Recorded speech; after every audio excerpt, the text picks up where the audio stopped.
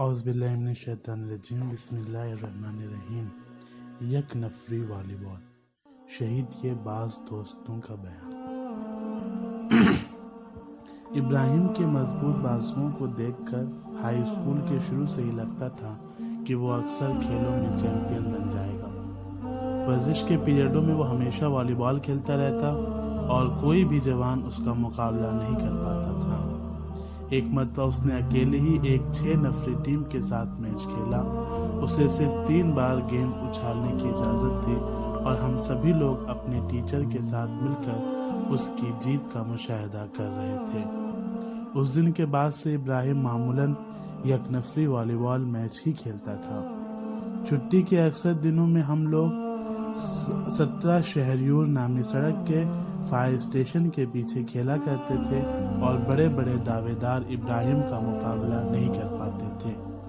لیکن ابراہیم کی والی بال کا سب سے بہترین واقعہ گیلان غرب نامی شہر میں جنگ کے دوران کا ہے، جہاں والی بال کا ایک میدان تھا اور جس میں مجاہدین کھیلتے تھے۔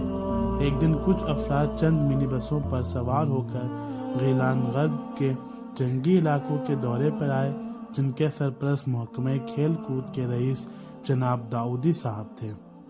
داؤدی صاحب ہائی اسکول میں ابراہیم کے ورزش کے استاد رہ چکے تھے۔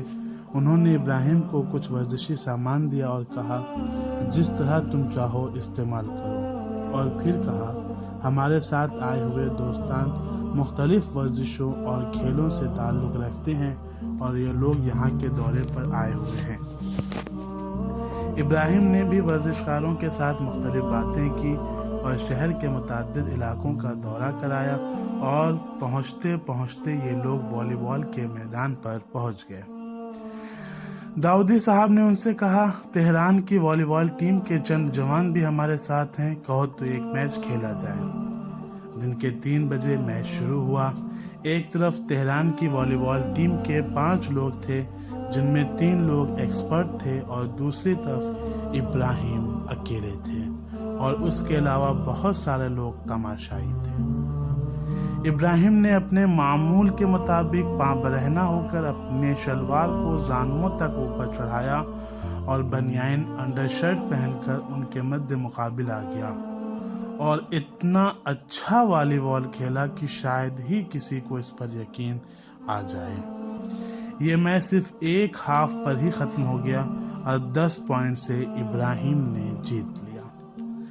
اس کے بعد سارے ورزشکاروں نے ابراہیم کے ساتھ فوٹو کھینچے، لیکن ان کو یقین نہیں آ رہا تھا کہ ایک سیدھا سادہ مجاہد بھی ماہر ورزشکاروں کی طرح کھیلتا ہوگا۔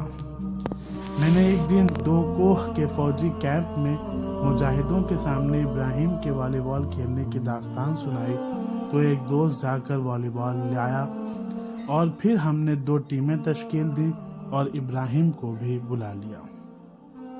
پہلے تو وہ نہیں مان رہا تھا اور کھیلنے پہ تیار نہیں تھا، لیکن ہمارے اصرار پر اس نے کہا کہ ایک شرط پر کھیلوں گا، وہ یہ کہ تم سب لوگ ایک طرف اور میں اکیلے ایک طرف کھیلوں گا۔